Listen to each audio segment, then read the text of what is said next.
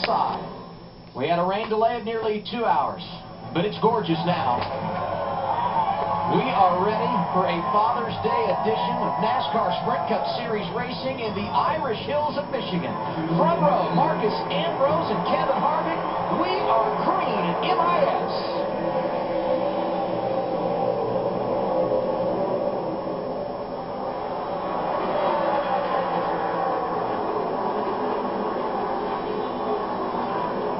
Kevin Harvick got a rotten start. Side by side through turn 2. A couple of guys trying to make it 3 wide. Marcus Ambrose, great start at the front. That's Casey Kane right behind him. Then Matt Kenseth.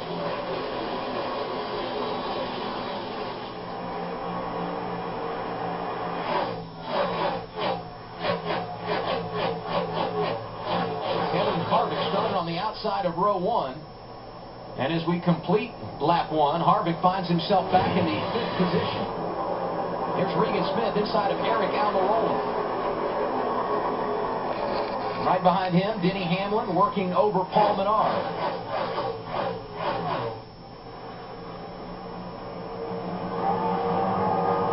Trouble behind him. That's Kurt Busch spinning down the back straightaway. First caution of the day. There you go. Something is wrong. Car is beyond loose. It's like a right front flat.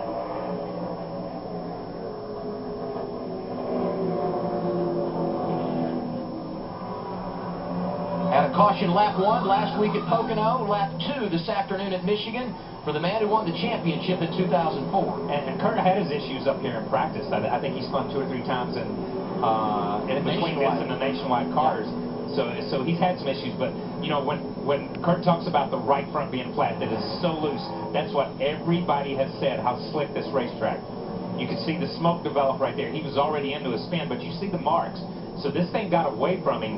He was pretty good ways from the wall. Whether he was outside the groove or not, you couldn't tell from that. Yeah, he's way up right there. Where did he get the damage in the front? He got into somebody there. Right there, I think. Yep. Yeah, he had to. But you see how high he was. He was pretty high right there compared to where these other guys that had started the race. Kurt Busch 3rd yesterday here in nationwide competition, and there's a good look, Wally. Trying to see who he gets into right there and can't make it out. A little bit of a brush. It's like the David Gilliland machine that got him in the right side. He was up there, hit the light, wrecking right front, right front. You just slow it down, slow it down, slow it down, keep it straight. There you go, yellow is up. That's so nice. Have that pavement down there. It's so nice having that pavement down there. That used to be grass. Remember when that was grass? Woo. Oh my gosh. He'd still be going. Yeah, and when a car would get down there, it just picked up speed. See, they've done some damage repair to the 51 car of Kurt Busch. And you can see from almost every one of those angles, the rest of the cars were down. He was up a good car length and a half, or a lane and a half. And there hadn't been anybody running up there. There was no grip up there. Marcus Ambrose started on the pole. He's led the first 3 laps here today. Your top 5 under caution: Casey Kane, Greg Biffle, Matt Kenseth, and Kevin Harvick. We talked throughout the countdown to green. We mentioned off the top of the show here, there will be a competition caution at lap 20. Drivers certainly could pit here under caution, but they could not fuel the race car. And we heard Kyle Busch talk about it on Countdown to Green and on pre-race, that the competition caution was good because these guys had built in some adjustments to these cars because of the tires and because of the rain. So NASCAR, that is a good call to let these guys, so people don't start getting lapped 15, 20, 30 laps into the race. It gives everybody an equal step up.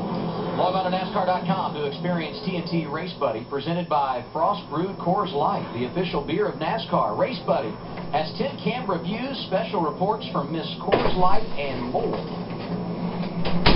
Lap 2 crash for Kurt Busch. He has come down pit road, made repairs, returned to the racetrack. David Gilliland also received some damage. He has made a pit stop.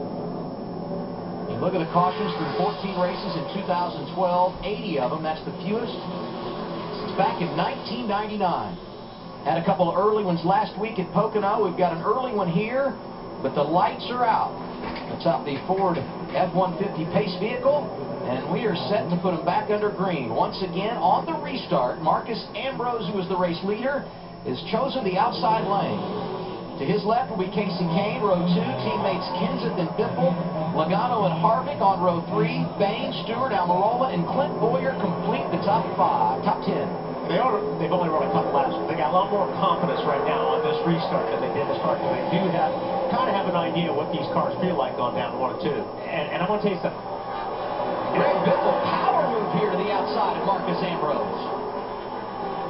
But we saw on that restart a little bit. Oh my gosh. You see Marcus get back down in the groove where the rubber is, and he's kind of powering off that corner.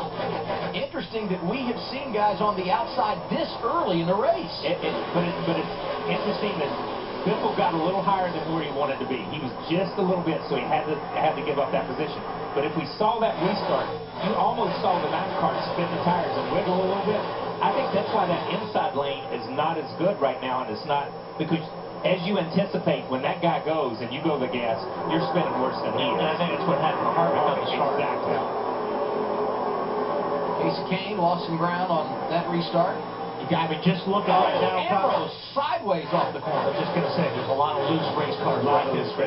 And everybody thought they would be. You know, I don't think there was anybody that we spoke to in the countdown to green or the pre-race that didn't think this thing was going to be loose as we see Biffle just power to the inside of Ambrose because he loses that momentum getting up off turn 2. Biffle, the new race leader, and the man that went to victory lane a week ago, Joey Logano, right in the hip pocket of Marcus Ambrose. Right behind him, Casey Kane. Working lap 7 of 200 here at Michigan. And off the pace, TREVOR BAYNE. Team that's had so much success here at Michigan. The Wood brothers, 11 victories and top of the 4. Oh, the gauge is reading good. Take the time. It's 10. 1 wire, something solved. I think it was Adam that was bringing up that could be some engine problems today, Kyle. Yeah, I think these guys had a lot of laps on their engines. I don't know. Come on now. We don't know how many laps the 21 had on his engine.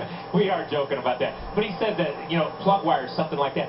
If you remember when the 99 car went out to qualify Carl Edwards, the reason he started in the back, the secondaries didn't open up. Or basically, if you had a carburetor, that's the way it would be. But his throttle linkage was messed up a little bit. That's why he only run 178 miles an hour, and they cut it off. Look, I don't know if that was Truex or somebody jumped way up the racetrack there. TREVOR BAYNE was running 7th when he had the engine problems. He's on pit road now. What do you see with Ryan Newman, Larry? Well, what I'm seeing is a man that's on a mission going to the front. Remember, had to go to the rear of the field because of the engine change. We're only on lap 7 with 3 caution laps. He's already cracked the top 20 up to 19th. So Ryan Newman making up some ground on track. Here's what teammate Nolan Tony Stewart was saying prior to today's race on the radio.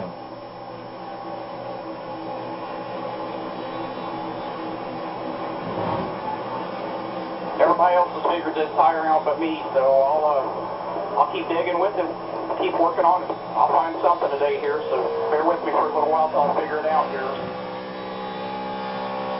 That's confidence, isn't it? It's all the big movers in this race. Ryan Newman, Kyle Busch among those that are moving forward quickly in the early portion of this afternoon's event. What's the latest on the 14, Marty? Well, as you heard Tony say, they were not very happy with the tire change. They felt like they had a winning race car with the old tire, Adam, but with this new tire, it really threw them for a loop. Tony told me I never got comfortable with the tire, and what happened just a moment ago, he came on the radio and said, hey guys, this car's actually pretty good right now. Josh Wise going to bring out our second caution of the day. Much like TREVOR BAYNE, he's up in smoke in the 26 car here.